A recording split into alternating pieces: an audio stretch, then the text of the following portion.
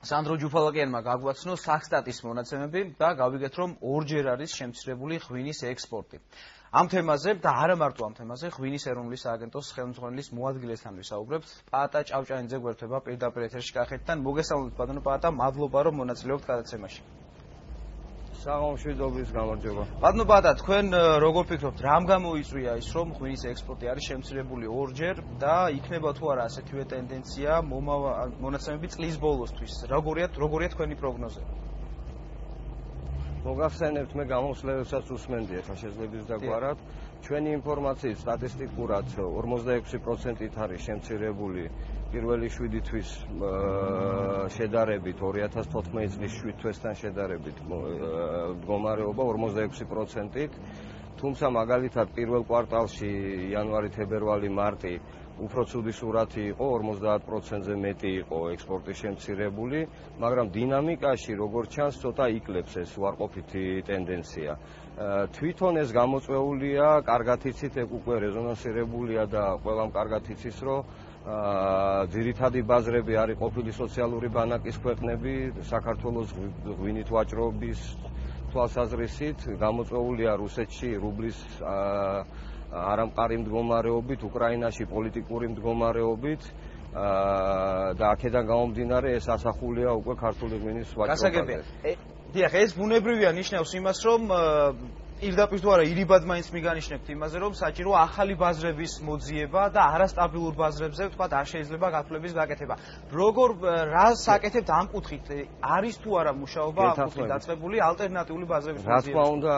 რა თქმა უნდა, სოფლის მეურნეობის სამინისტროსთან და ზოგადად საქართველოს მთავრობა პირადად არის ჩართული და დაინტერესებული ამაში. ღვინის ეროვნული სააგენტო თავის კომპეტენციაში ამაზე მუშაობს და მჭიდრო კომუნიკაციაშია თვითონ ღვინის ინდუსტრიასთან საქართველოში. მაგალითად, მარტივად შეიძლება პოზიტივებზე საუბარი ჩინეთის მიმართულებით.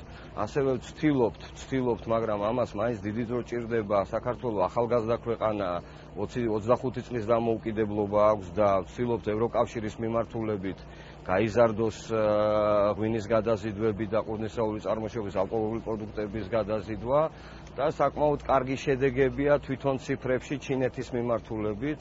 დაახლოებით ჩინეთში უკვე 1 მილიონ ბოთლამდეა გაყიდული, თუმცა ეს რუსეთთან და უკრაინასთან შედარებით რაოდენობრივად მცირეა, მაგრამ ჩინეთისთვის ჩვენ ახალგაზრდა სახელმწიფო ვართ, სიახლეა ჩვენთვის ჩინეთისთვის ჩვენი ღვინოები, თუმცა პოზიტივები საკმაოდ გასაგებია.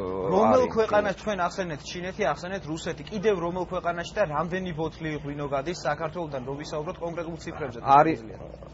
არის მცდელობა ამერიკის შეერთებული შტატების მიმართულებით გავაქტიურდეთ.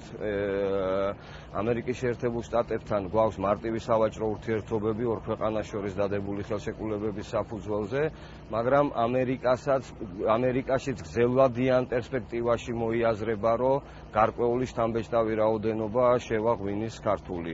გასაგებია, რა არის მთავარი პრობლემა იმისა, ვთქვათ, რომ აი გავზარდოთ ბოთლის ღვინის ექსპორტი უცხოეთში, რა გვიშლის ამაში ხელს? ეს არის კონკურენცია თუ ეს არის ქართული ღვინის ხარისხი?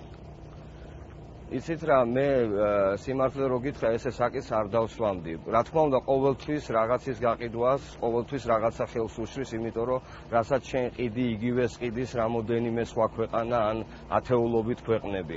ყიდის ძველი ღვინის ქვეყნები, როგორიცაა საფრანგეთი, ესპანეთი, იტალია, პორტუგალია და ყიდის ახალი ღვინის ქვეყნები, როგორიცაა ზელანდია, არგენტინა, ავსტრალია, სამხრეთ აფრიკა.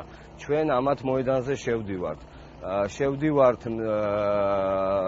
მცირე ბიუჯეტით, მაგრამ შევდივართ ასე თუ ისე რაღაცა ციფრებით, დადებითი ციფრებით. ამას ჭირდება ქართულ ღვინოს ხარისხი არასდროს არ აქვს და მე დარწმუნებული ვარ, რომ განსხვავებული ხარისხით შევდივართ.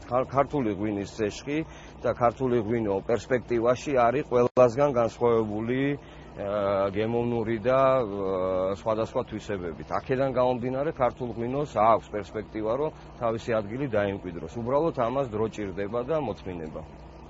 დიახ, რაც შეეხება მოსალოდნელ რთველს, თქვენ ნახეთ, რომ კახეთში იყო სტიქია და დაზიანდა 2400 ჰექტარზეა საუბარი ყურძენი. ხომ არ დაარტყამს ეს ქართულ მეღვინეობას, ხომ არ იქნება თქვა დეფიციტი ბაზარზე, ან რამე პრობლემის წინაშე ხომ არ დაგვაყენებს ეს მოვლენა?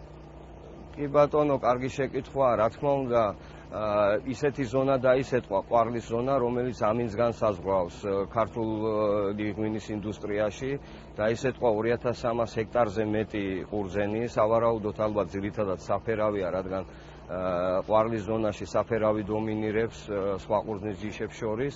ეს შეცვლის რთველის სურათსაც, როგორც ჩანს, და ალბათ უფრო მეტი მოთხოვნა იქნება ქინძმარაულის ეგრეთ წოდებულ და ყვარლის ზონებში საფერავის ყურძენზე. ეს ფასეც იმოქმედებს სავარაუდოდ.